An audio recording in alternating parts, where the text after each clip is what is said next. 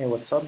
So let me show you now how we can save our bundled code and hot reload it in the browser. So first thing, we need to install a couple of packages. First one is the html-webpack plugin. So npm install that.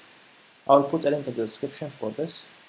But basically this file will generate a dynamically HTML with the bundled code, with the bundled JavaScript and CSS and all of that. It will inject the script tags inside that generated HTML, which we will need at some point, and I will show you that. And we need to upgrade our Webpack CLI. For some reason, I have 3.3. You need to have 4. So, but I will do this after installing these packages. And the second package I need to install is webpack-dev-server. So put this here. Now the last one is the Webpack CLI server. Okay, and put -d append to mark them as development dependency or dependencies. So let's just wait. This should be fast.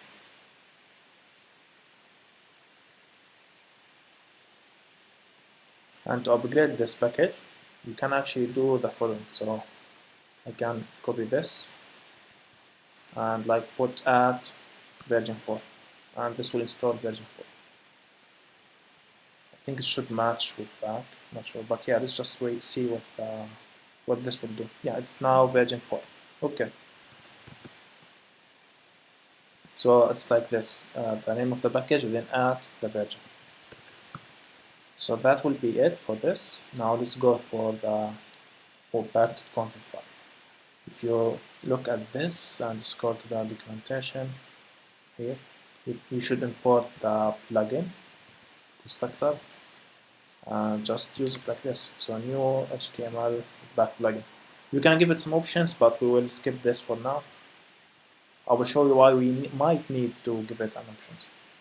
And the only thing now we need to do is to use webpack-server. And let me change this to dev.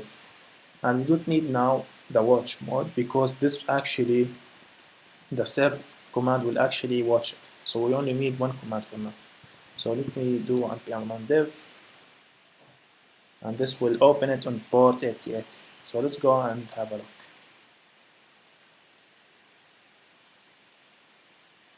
So nothing works. I mean, if you remember, we have a React button here. Let's go to the console. You will see an error that target container is not a DOM element. If you remember, if you go to our JavaScript, go to our main, we are selecting the element with the ID of container and injecting the home component inside of that, injecting our React application there.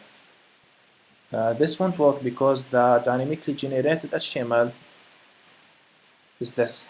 That's it. So as you can see, the body only have the script tags, does not have our container div.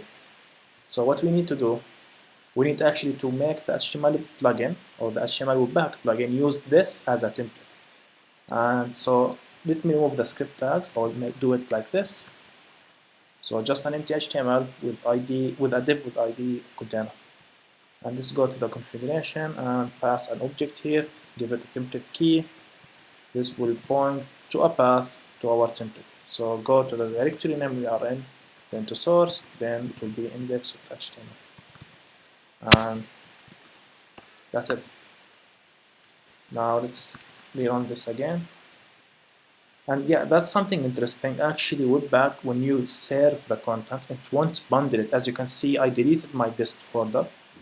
It won't be generated again. So this will put the files or the bundled files in the memory and serve them like that. So refresh now the page. You should see that everything works. Let me do some changes in our button. So let me put like hello back. This should be immediately reflected here, as you can see, which is nice. Yeah, and yeah, another example, I can import this, success, and yeah, it works. So let me move that, and I think that's pretty much it. Another thing that is interesting, if you want to, maybe you are having another application running on the same port, I think what you can do is, let me see. I think they have some, like, let me copy this.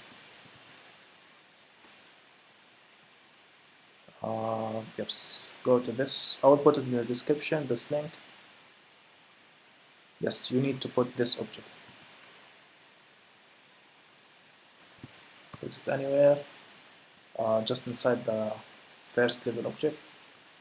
Compress this will gzip your content to make it load faster, and this will change the port. The content base, I don't think you need that, so let's do it again. As you can see, the port has been changed. So it's now 9000, not 88. So yeah, that's something interesting. Now the only thing, maybe I'm done developing my simple application. Now I need to bundle it. So to do that, let's create another npm script. Since serve won't bundle it, we'll do it, or we'll bundle the code but put it in the memory. Then it will serve it, but we need the actual bundle. So let's create another script called bundle that calls webpack, then mode development, for example. And this will bundle our code. And you will notice something new when we bundle it. So this is our dist. We have our JavaScript and we have our index. And inside our index, as you can see, this was our template, everything this and this. But this is actually injected from the plugin, the html-webpack plugin. These are references to our bundled scripts, which is nice. Not sure about this, but I think when you, and we are basically done, but when you serve your application using webpack, there is actually a route that shows you like a simple dashboard. Let me see if I am not mistaken. So if you go to localhost 90, then webpack-dev-server, yeah.